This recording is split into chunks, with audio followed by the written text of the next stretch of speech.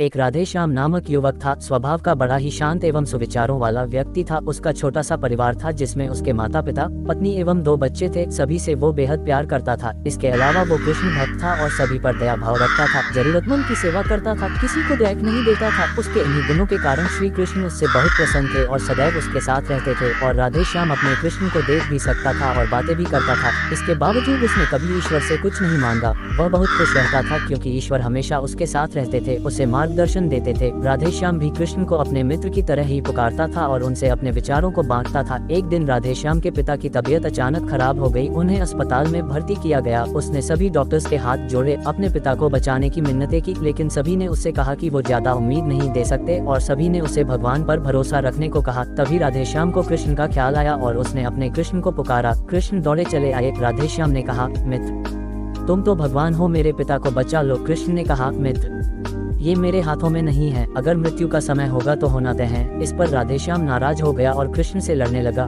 गुस्से में उन्हें कोसने लगा। भगवान ने भी उसे बहुत समझाया पर उसने एक ना सुनी। तब भगवान कृष्ण ने उसे कहा, मित्र मैं तुम्हारी मदद कर सकता हूँ, लेकिन इसके लिए तुम्हें एक कार्य करना होगा। राधेश्याम ने तुरंत पूछा, कैसा कार्य?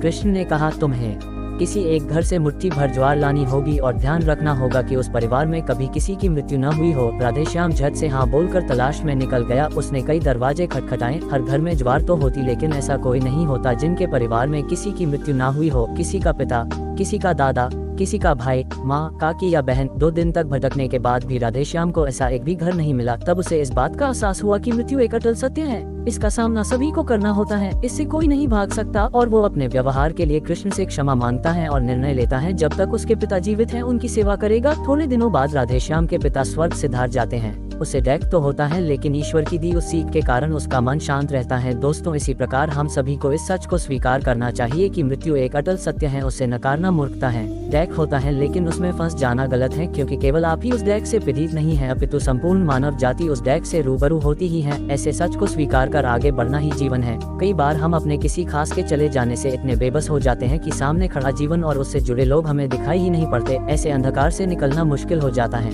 जो मनुष्य मृत्यु के सत्य को स्वीकार कर लेता है उसका जीवन भार विहीन हो जाता है और उसे कभी कोई कष्ट तोड़ नहीं सकता। वो जीवन के हर क्षेत्र में आगे बढ़ता जाता है।